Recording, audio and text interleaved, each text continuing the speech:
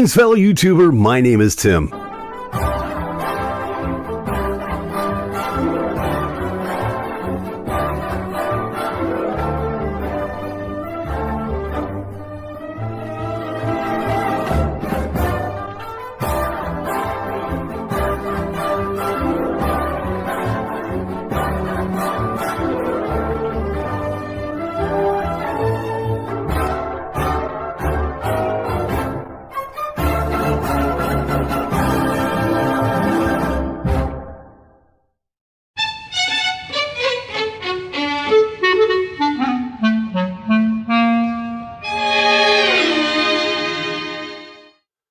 Greetings, fellow YouTuber. My name is Tim. Welcome once again to everybody's favorite flaming pile of cow dung that we fling around every Friday night. Too many F words, if you ask me. This is GainerWorld Live. My name is Tim Gainer. Thank you so much for joining me, as everybody does every Friday night along about this time. Why? Well, personal taste apparently isn't an issue now, is it? But this is what we do on a Friday night. We, for an hour, we let our hair down. We just kind of talk about lots of stuff that's going on in the news, and we joke about things. Occasionally we play music, and we talk to you, the YouTube viewer. Yes, fellow YouTuber, we talk to you. And the way that we do that is right here. Here, right here, you see. It's all right there in front of you. We have the chat box right here. Well, you know, if you're watching live and you really, you're worried about, your lower lumbago going out because you got to go all the way over here in order to read the chat. No, we think about you, the viewer. We put you, fellow YouTuber, we put you, the viewer, first. And that's why we take the chat and put it right there. We're caring people. Just accept it. So yeah, if you are new to this show, first off, welcome. We love having you. We appreciate you being here, and we'd love to hear from you. So come on in, talk on the chat. We won't insult your intelligence too much, and if we do, well, that's just part of the show. We'll learn to live with it. So yeah, thank you for being here. Certainly do appreciate it. We have been inundated with all kinds of thoughts and talk and everything like that.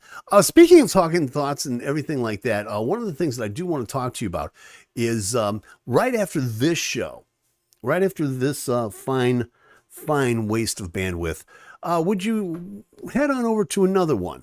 I'm talking about Hugs 24/7 Radio. Hugs 24/7 Radio is a wonderful online radio station that is dedicated to the unsigned independent artist.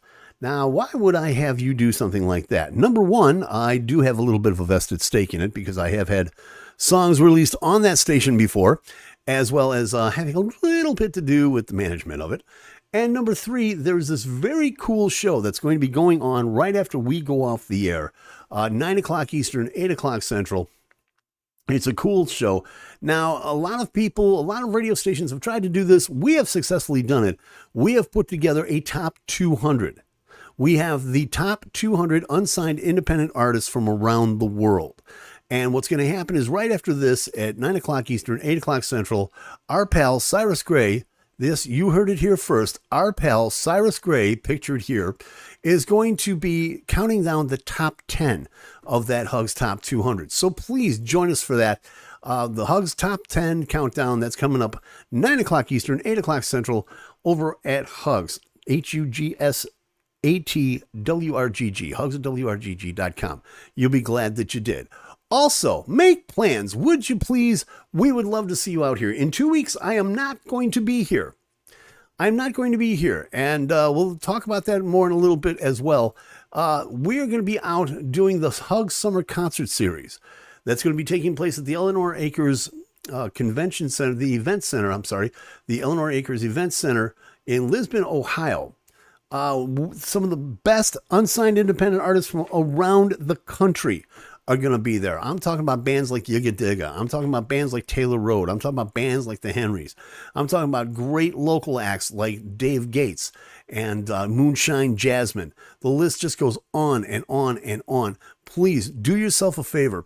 If you've got plans 2 weeks from today, cancel them. Friday, August 18th, Saturday, August 19th, Lisbon, Ohio, the Hug Summer Concert Series, 2 days of terrific music and fun. Tickets are available right now at brownpapertickets.com, brownpapertickets.com, or get a hold of the Eleanor Acres Event Center. You'll be really glad that you did, because there is some amazing music waiting to be made in 2 weeks. Now, Tim, you've got a show in 2 weeks. How are you going to do this? Thinking, always thinking. There's going to be a new vlog coming out in 2 weeks. That will be in the stead of this here live show, and we will be talking about aspects of the final Beatles recording. Yeah, talking about its origins, what it's going to be. Before anybody tells you differently, we got the skinny on what it's going to be, and a couple of theories that'll go along with it. That I think you may be, you might be thinking about these as well. But join us for that in 2 weeks. Instead of GainerWorld Live, we'll have a regular vlog that'll premiere 2 weeks, 8 o'clock Eastern, 7 o'clock Central. And in the end, a new Beatles album. Think about it. We'll be talking about that in a couple of weeks here on the Gainer Go Round. But in the meantime, boy, oh boy, what a week it has been, fellow YouTuber. It has been a week of highs and a week of lows.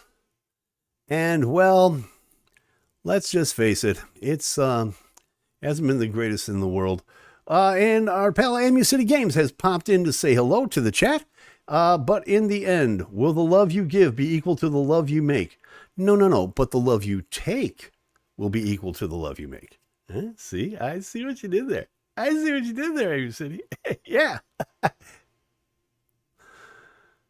That being said, let's get right into what's going on in our world. And we always do it by starting off with our favorite segment of all time.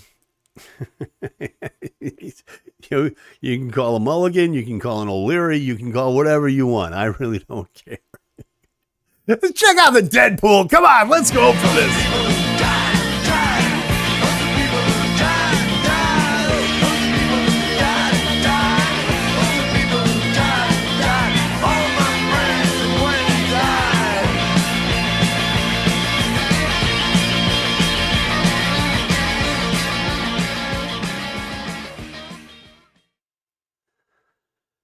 In the words of Conan O'Brien,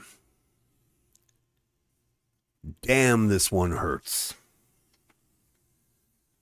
As far as I'm concerned, as far as a lot of people are concerned, the world of comedy will never be the same again. If you haven't heard the news, we lost, and I'm going to call it right here, one of the greats. Paul Reubens. You may not know that name, but you know his, how can I say this? It wasn't an alias. Yeah, you could call it his alter ego. Pee Wee Herman. He died Sunday night after a private bout with cancer at the age of 70. But really, it's not the fact that he's gone. I mean, everybody, goes, and that's true. But number one, nobody saw this coming. And number two, nobody saw why.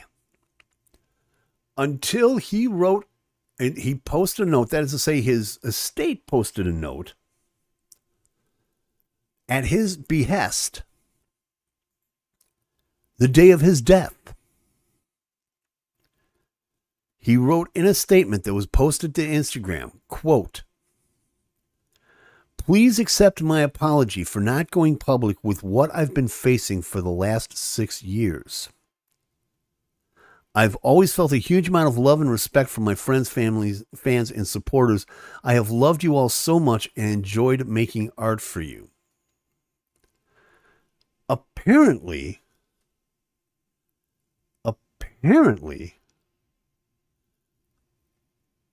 Paul Reubens had been fighting cancer for the last 6 months. And nobody knew. Damn. How gutsy is that? Because he kept working right up to the end. He kept working right up to the end. MU City just said, he just wrote in, I have it on good authority. They announced after Pee Wee was dead, he popped back up for a second and said, I know you are, but what am I? Ah! You got to do it. It's Pee Wee. You got to do it. And I could never do a good Pee Wee. So, as you can tell. Last night, again, this is his estate. Last night we said farewell to Paul Reubens, an iconic American actor, comedian, writer, and producer, whose beloved character Pee Wee Herman delighted generations of children and adults with his positivity, whimsy, and belief in the importance of kindness. Paul bravely and privately fought cancer for years with his trademark tenacity and wit. A gifted and prolific talent, he will forever live in the comedy pantheon and in our hearts as a treasured friend, a man of remarkable character, generosity, and spirit. We all know what his career was about, He started off with a comedy troupe in the 70s, the Groundlings. In 80, he branched out on his own and launched a thing called the Pee Wee Herman Show. It was a stage production centered on his character, and he'd been developing this for years, apparently. And he became a cult figure. I mean, it ran forever on Broadway. Ended up with a few specials on HBO. And he always, when he appeared any place, he was always in character. Pee Wee was always in character. Of course, we all know what that led to. Of course, there was Pee Wee's Big Adventure that everybody loved. That he worked with.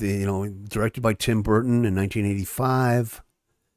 And he returned. He had a sequel to that, I guess, if you wanted to call it that. Big Top Pee Wee. Randall Kleiser handled that one. And then, come on, we all knew it. Even MU City said, even MU City. A little known bit. He appeared on The Gong Show with John Paragon. Wow, I did not know that. The Gong Show? I gotta find that episode.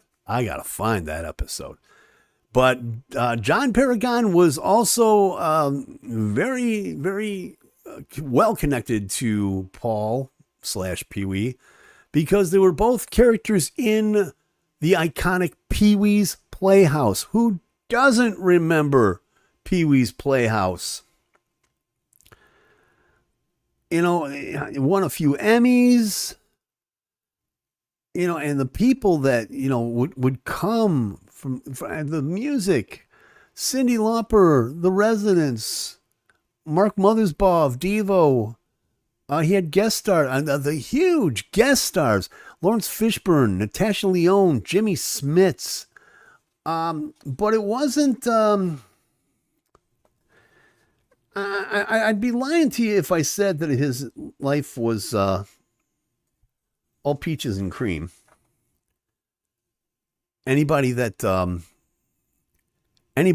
was around during that time, especially in 1991, remembers when he was busted. Yeah. He was arrested for indecent exposure at an adult theater in Sarasota. But the funny part,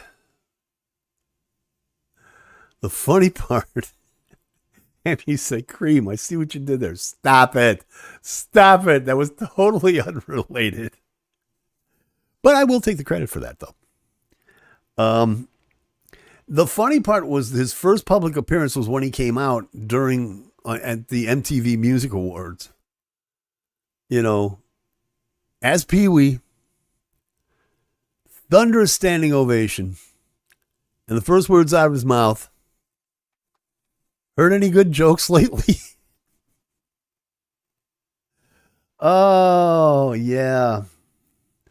Now, he also got into a lot of serious, he got into other roles as well. He did do some,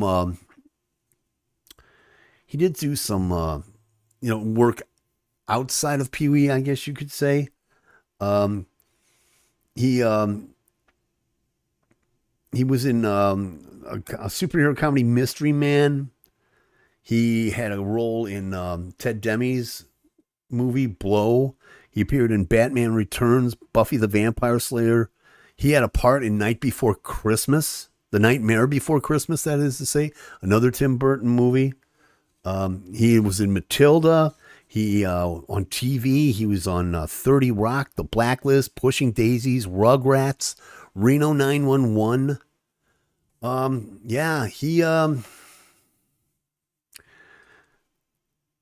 And then, on top of this, Pee-wee, Amy City also saying, yeah, he was the spleen in Mystery Man. He was on What We Do in the Shadows as well. Yep, he sure was. And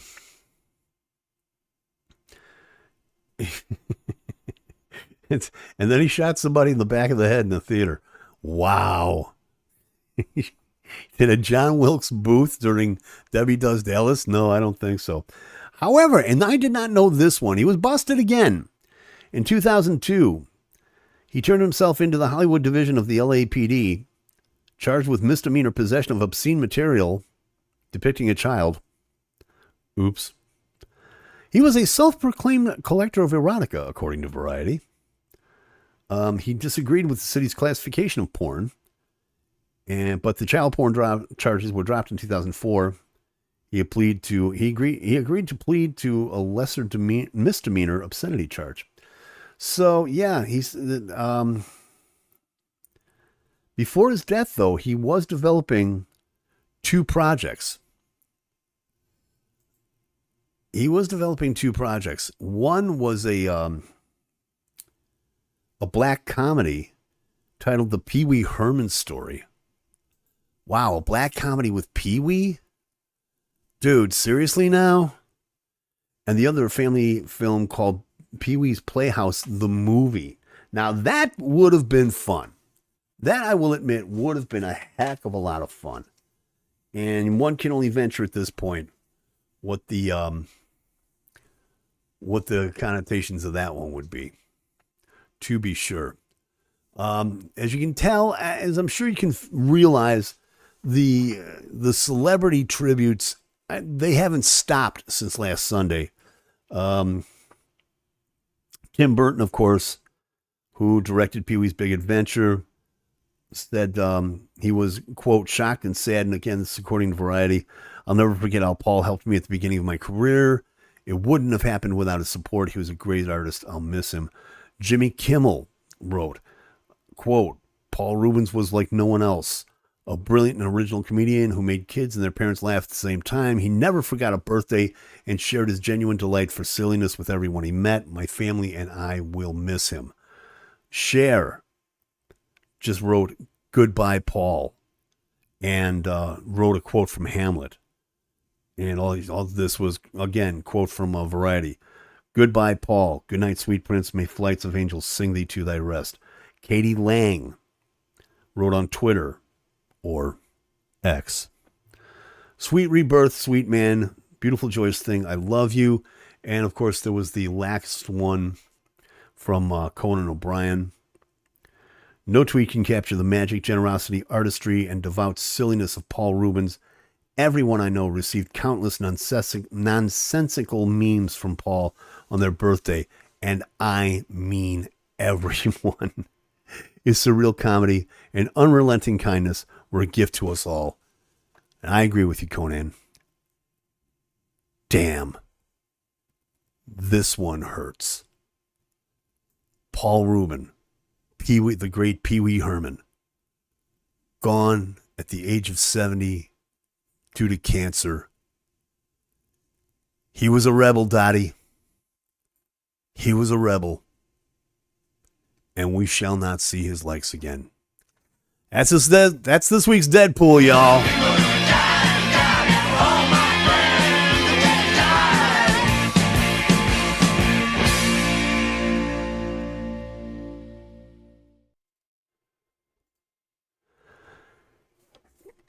Yeah, tough one this week.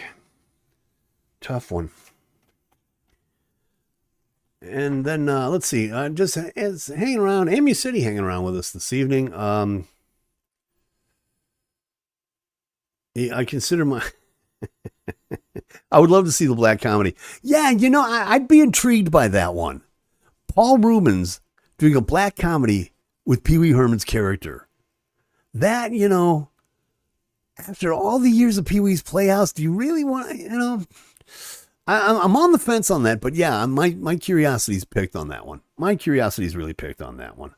And he said, I consider myself a connoisseur of erotica as well.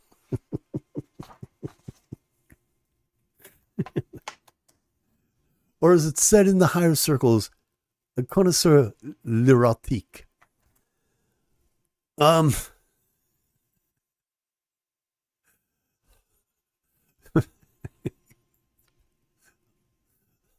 And he finds himself frequently visiting the hub of the porn. We also have, speaking of people who are Amy City, double feature, Pee Wee Herman, black comedy, followed by a showing of The Day the Clown Cried. All right. And this is where Gainer goes off script. My son Jim and I we share one thing in common, and that is our rapt interest in that movie, The Day the Clown Cried. And there is a rumor running around that the Library of Congress, to which Jerry Lewis gave that film to, is going to release it, I think, in limited showings. Yeah, MU City saying the same thing, a June 2024 release. Yes. This time next year, we will be able to see Jerry Lewis's The Day the Clown Cried. And we'll have a triple feature. How's this sound, MU City? The Day the Clown Cried, the Pee Wee Herman black comedy, and what's the Winnie the Pooh murder mystery? Milk and Honey. There's an evening for you. Speaking of people dead or almost dead, we've got an update on Madonna. Blood and Honey. Thank you very much, Amy City.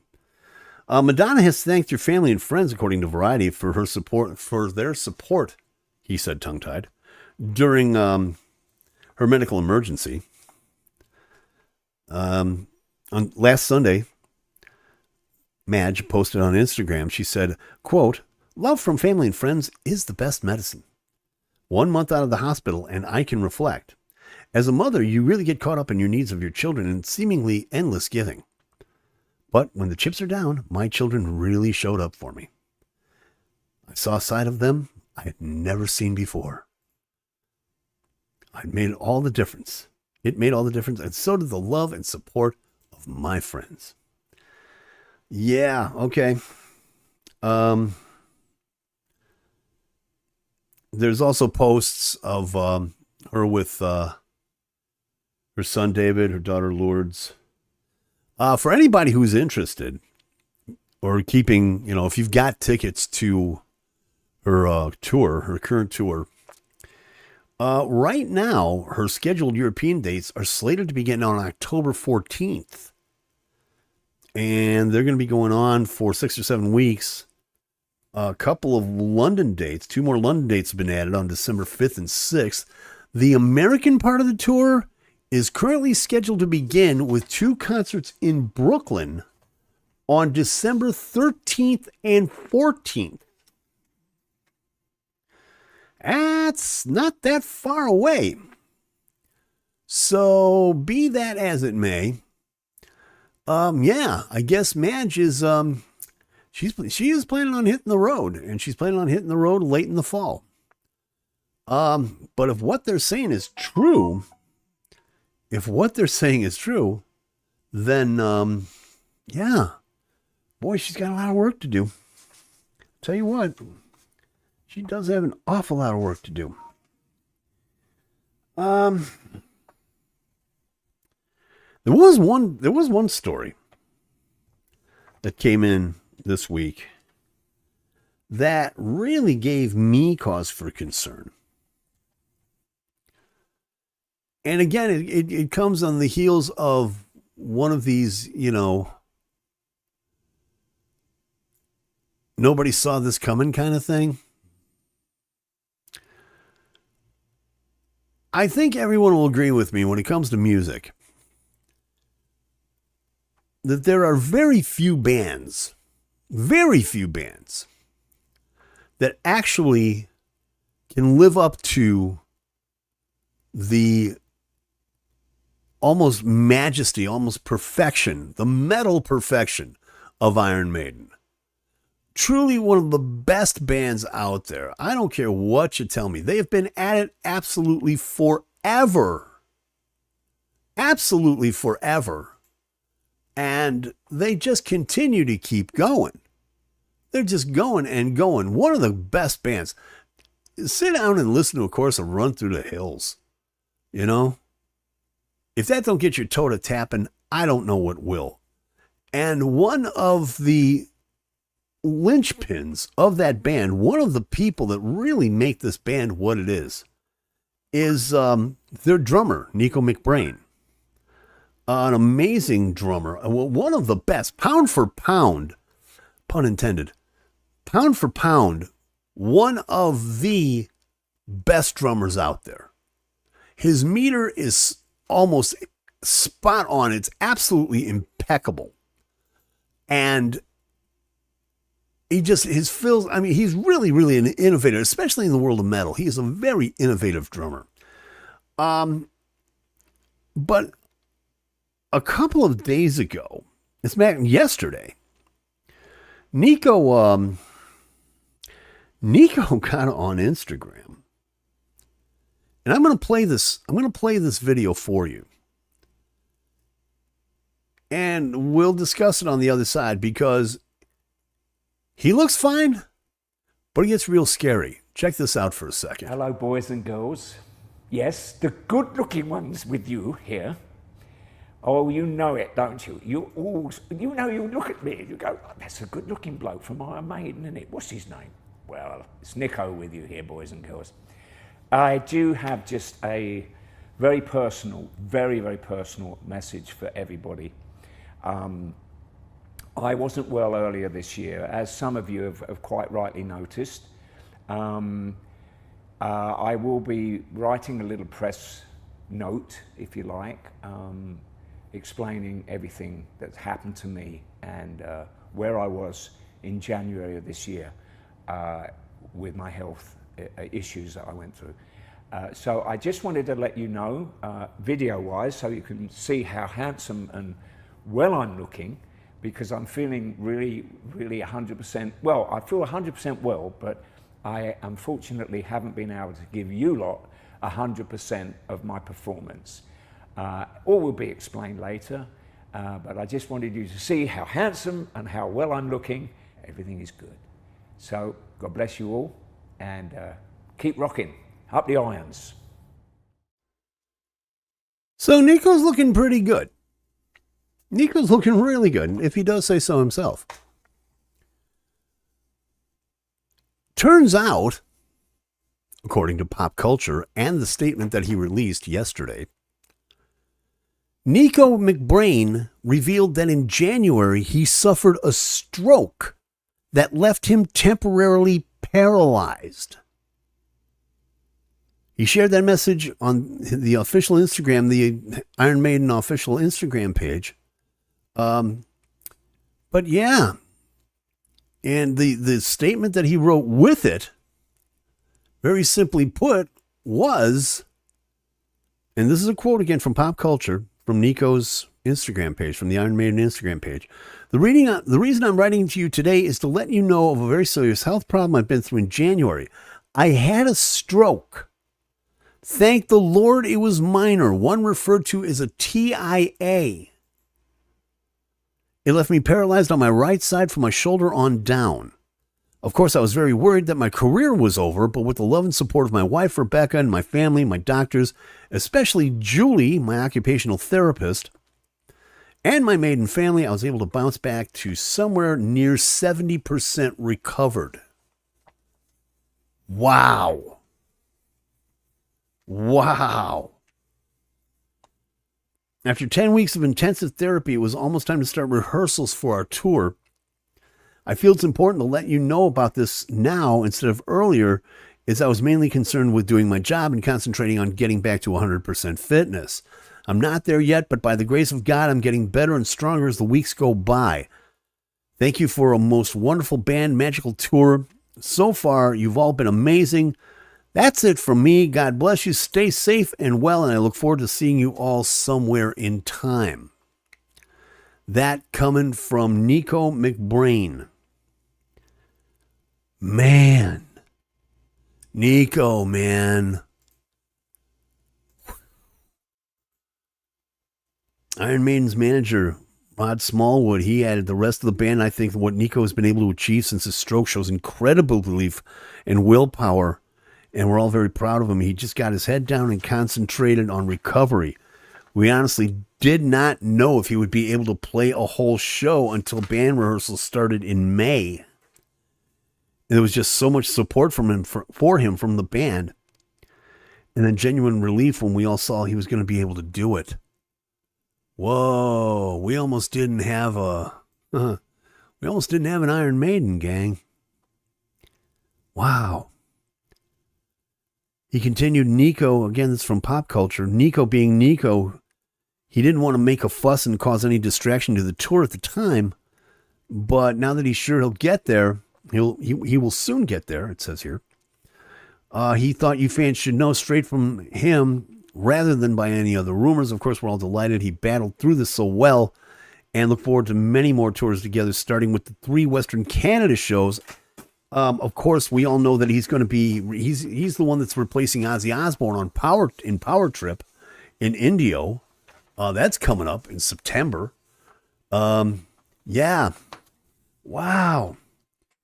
Man, Nico, from everybody, not just at GainerWorld, but from every metalhead that works, man. Stay strong, stay well, stay the course. God bless you, my friend. Just unbelievable. Unbelievable. He looks great. He looks fantastic. Man. I don't know about that, you know.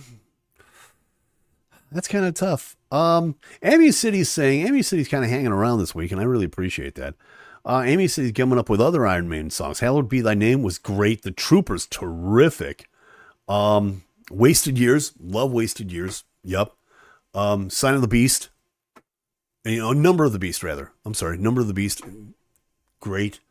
Yeah, and he's saying for going what he went through, he looks outstanding. No kidding. No kidding. I mean, come on, dude. Seriously? I wish I looked that good while I was healthy. Yeah, speaking of healthy. So yeah.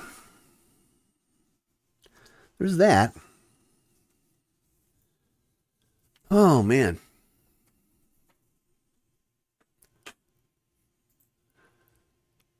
We've also got an update this week.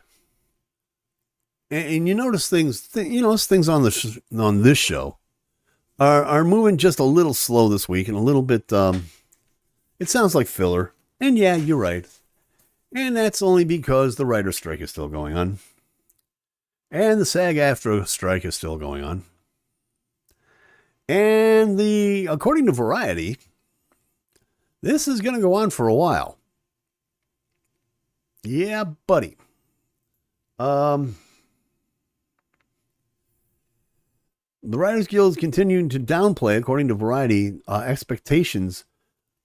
They had a meeting today with the studios, which we have not heard any update on yet. But they're telling members that they will not be pressured into accepting a bad deal. Ellen Stutzman, who is the WGA's, the Writer Guild of America's, chief negotiator, she was scheduled to meet today with the head of the Alliance of Motion Picture and Television Producers. It's the first formal meeting since the two went on strike, since the guild went on strike, that is to say. They're expected to discuss how to resume negotiations. When you've got to have a meeting to figure out how you're going to have a meeting, something's not right, okay? Straight up, something just ain't right. And the WGA is making it clear that it does not mean that a deal is at hand. Amu City just jumped in with something really ironic. He said, Warner Brothers announced that the strike has saved them more than $100 million since it started. I want you to think about that for a minute. People going on strike saved a major movie studio. How do you do that?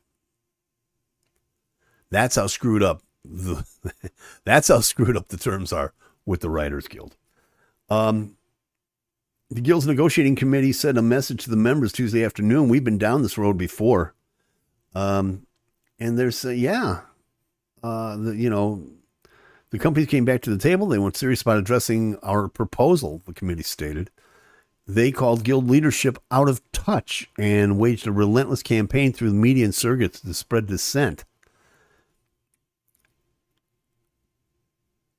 So Carol Lombardini, that is to say, who is the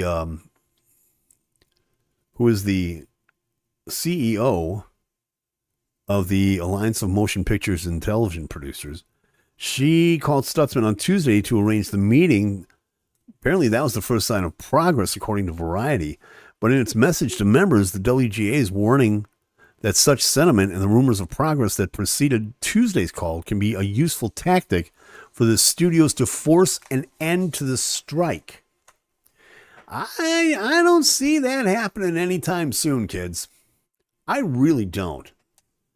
Give the town hope, soften us up, and try to use the suffering of other workers and businesses to pressure us to settle, the committee stated, according to Variety. Get us to throw away the power we have collectively accumulated and make us accept a bad deal. It's all part of the playbook. Every move they make at the bargaining table and every rumor away from it needs to be evaluated through the lens of their attempts to get us to accept less. We're not falling for it. We have struck to make writing a viable profession for all of us, now and in the future. We have not come all this way, and we've sacrificed this much to half save ourselves.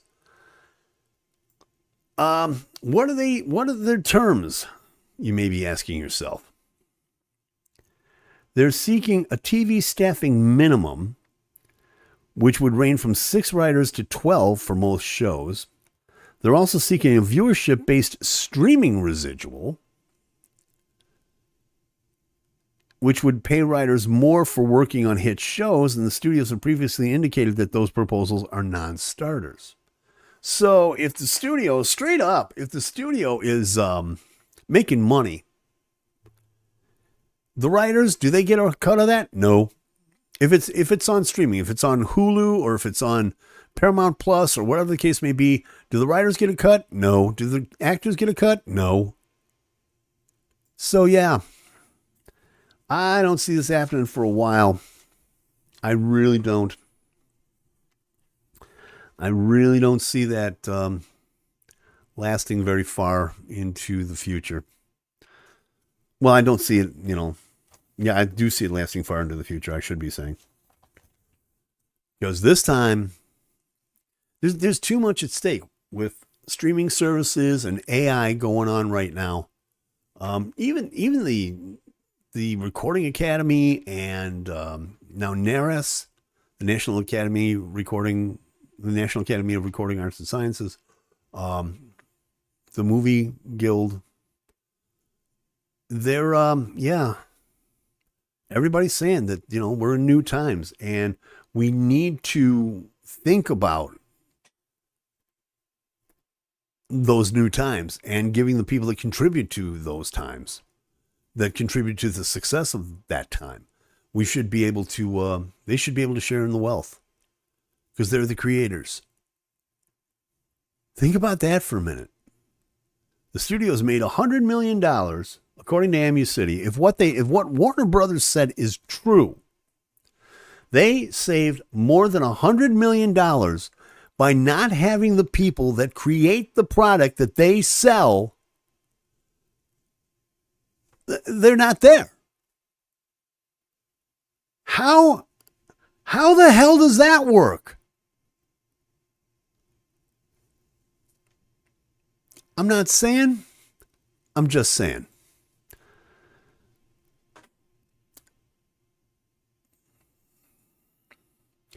People, speaking of people that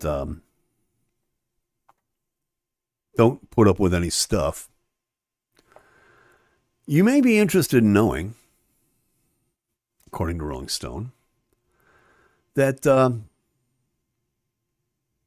that one young lady, so many musicians got the shaft from the 40s to the 80s, back from the 40s to the 80s. Yeah, but that was royalties.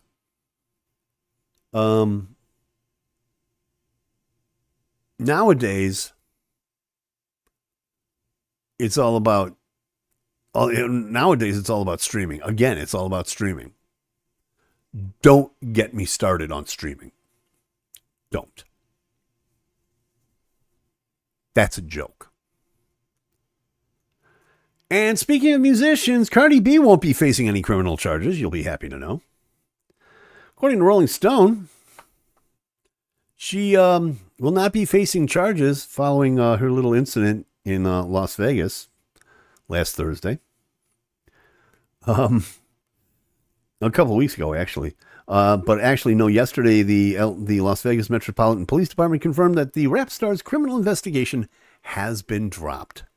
I knew you'd be happy to hear about this. What in the heck are you talking about, Tim? Well, you'll be interested in knowing. What happened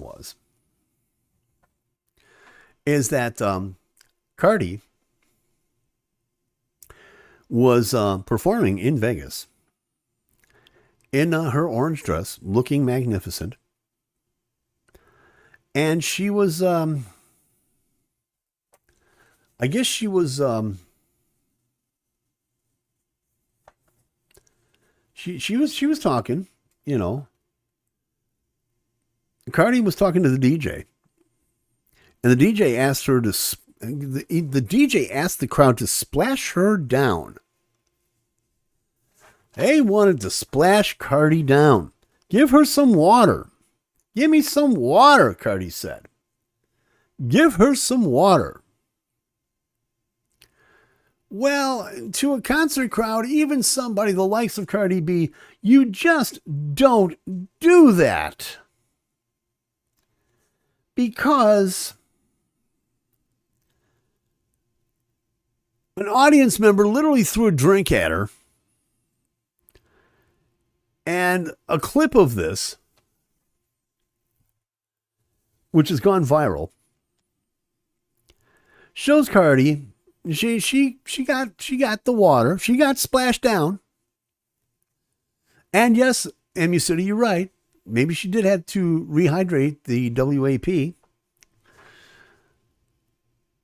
And so what she did, she got surprised like this. And as you can tell by this picture right about here, Cardi took her mic and threw it at the person who threw the drink. Cardi, that is no way to treat an expensive piece of musical equipment. She threw her microphone at the concert goer. Regarding the criminal proceeding, according to Rolling Stone, the concert goer filed a police report. What?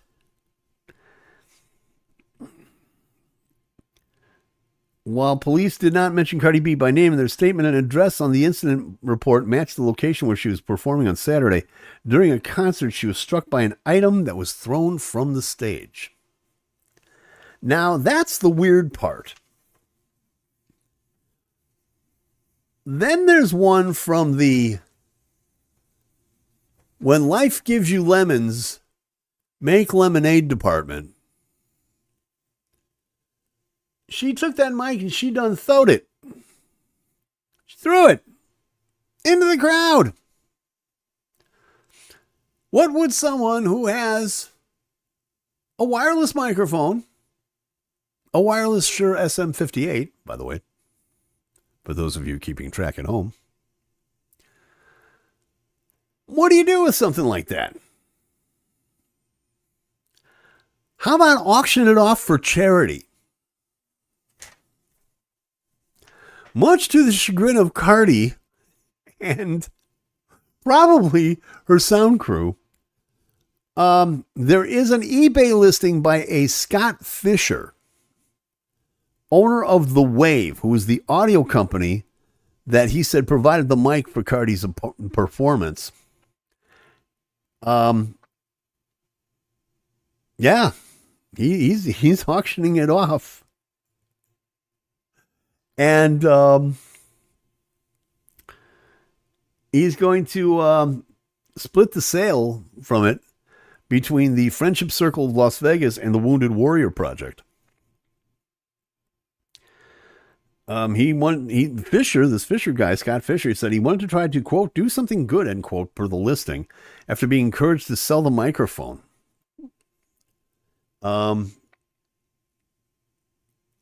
He said, quote, again, this according to People magazine, I own the mic that Cardi was nice enough to tomahawk at somebody who splashed some liquid at her a few days ago. He put this in a Facebook post. After some encouragement from people, I decided to auction it off with 100% of the profits going to be split amongst the Friendship Circle Las Vegas and the Wounded Warrior Project. As of today, as of right before we went on the air, he had reached $30,000 for a $150 Shure SM58 wireless.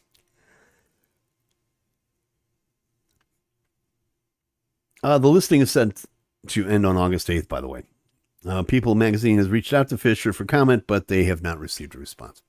So if you're looking for something if you're looking for someone on that gift list, that is a little hard to shop for, may I recommend Cardi B's mic that her WAP threw at a concert goer.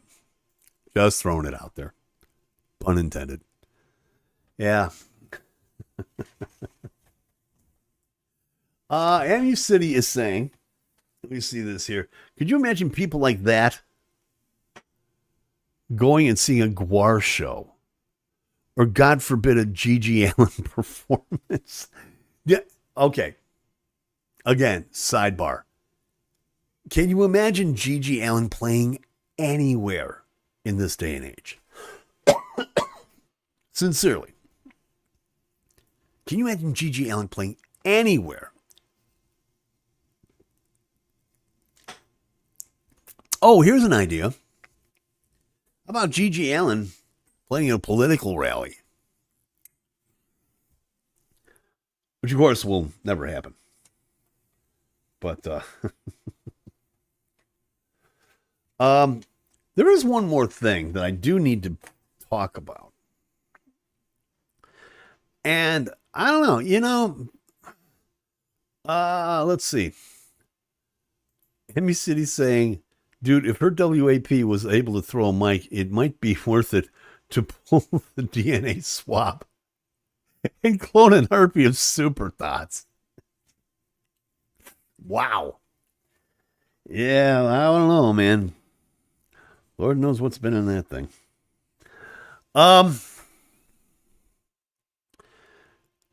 One thing that I wasn't going to really talk a whole lot about, because this has just been in the news all over the place and everybody's talking about it. But I was reading Get Wayne Brady to Run the Stable.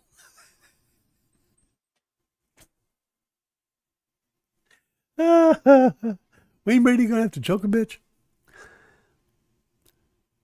If you are a Swiftie, yes, that's right, I'm going there. And I'll tell you why in a second. If you are a Swiftie and for some reason you are really bummed because you did not get to see Taylor during the Eras Tour, take heart. Take heart, because according today to Variety, you will be interested in knowing that the Eras Tour is coming back to the U.S. and Canada in October and November, but not until 2024. She's going to do the whole thing all over again in 2024. She announced 15 more shows in 4 North American cities yesterday morning, including a long-awaited answer to the hotly contested musical question, what about Canada, eh? Well, the Eras Tour will now have, according to Variety, what for now are concluding dates in November 2024 with 6 shows in Toronto at the Rogers Centre. Toronto, get ready. Taylor is coming to your town. She also added prior to that 3 shows each in Miami, New Orleans, and Indianapolis. Again, this is going to be in 2024, so start mortgaging the house now. The concerts are going to be at the Hard Rock in Miami. They're going to be at the Hard Rock Stadium October 18th through the 20th. In New Orleans, they'll be at the Caesars Superdome on the 25th through the 27th. And in Indianapolis, they'll be at the Lucas Oil Stadium on November 1st through the 3rd. Apparently, that verified fans registration on Taylor's website is already open for the shows for next year. And notably, she did not say that these were the final dates, leaving the door open for maybe even more additions to the tour. Again, as far as the general public knew, this was going to end in LA. But yeah, the tour is going to pick up next year with 4 shows in Tokyo in February, then going to Sydney later in February, Singapore in March, and a European leg of the tour begins in earnest with 4 nights in Paris on May 9th through the 12th, wrapping up on August 17th with the last of 6 shows at Wembley Stadium. And then she has a 2-month gap in her schedule before resuming in Toronto on November the 14th.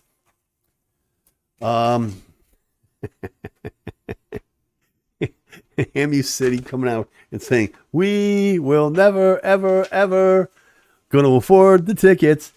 A lot of people are saying that, yeah, why is she doing this? Well, I'll give you a great example. According to People magazine, apparently Taylor loves her staff. She really does love her staff. And the reason that we know that she loves her staff is because, again, according to People magazine, she recently gave bonuses to everyone. Dancers, riggers, sound techs, catering, everybody. Bonuses for working on her show that totaled over,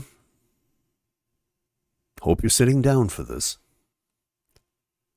gave bonuses to her staff on her tour totaling $55 million. Just the truckers got $100,000 ahead of her concert stop in Santa Clara. Now, why do I bring all this up? It's Taylor, and God love her. Taylor, she's, hey, she's Taylor Swift, okay? But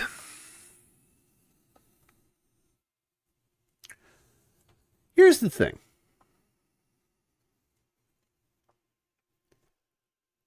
And I want you to stop and think about this for a minute, okay? Now you think about the touring,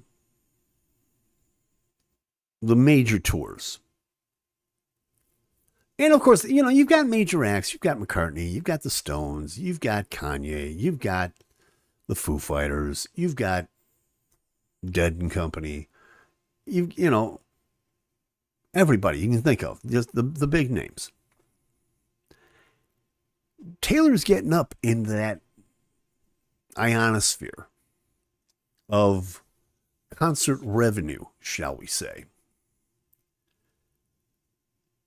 Case in point, as of June, Taylor Swift's Eras Tour had raked in more than $300 million.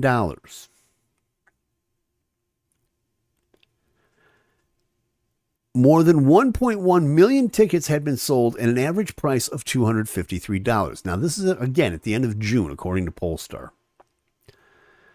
So, Forbes has estimated that in that time, by the end of June, Taylor Swift herself grossed $110 million from the first 22 performances of the tour. After paying the concert tour promoter, after paying the production costs, that could bring her net worth up to $780 million. That's not all. That's not all. With the additional shows that she has tacked on right now, she is headed for one of the biggest benchmarks possibly in the history of live music. And what I mean to say is that with all the shows that are going on here and into 2024, she has the possibility, Taylor Swift has the possibility to gross for her tour more than $1 billion with a B dollars. Pollstar is estimating, according to Variety, that the final gross will wind up being about $1.4 billion. People, she's getting into McCartney territory. Okay? And apparently that's a conservative estimate. Just counting that the face value of the tickets they originally sold out. The actual amount of money is being spent by consumers is far higher. Don't forget the resale shops. Okay, the resale shops are selling these things anywhere between $500 and $3,000 a pop. She even turned off the platinum pricing option on Ticketmaster. According to Variety, the average face value for Swift's nightly concert tickets has been $253.56. So, yeah. Taylor. She's getting up into McCartney territory. And little sister pops in, the CO into the FLA or wherever she is this week. She popped in and said, "Do you think it's worth it?" I am but the messenger. I dare you to ask one of the Swifties that's out in the parking lot that are listening over the fence. Kind of like, people when they used to watch the ball games at Wrigley Field. Yeah, it's craziness. It's real craziness. But, that's the sign of the times. What can I tell you? Again, what I want to do, because it's about time to get on out of here. Yeah, please join Cyrus Gray over at hugs@wrgg.com, hugsatwrgg.com. He is going to be running down the Hugs Top 10 Countdown. That's coming up right after this little piece of bandwidth that they've got going on here. Anyway, it's time for this Gainer to get up and go. Thank you so much for joining me. Yes, little sister, I acknowledge you. Thanks for joining us. And thank you for joining us. Be good to yourselves. Be good to each other. And listen, we're still on the drive for 500 subscribers. Like, subscribe, do all that YouTube stuff. In other words, if you like it, hey, you know what to do. And tell a friend. We out. We'll see you next week. Bye.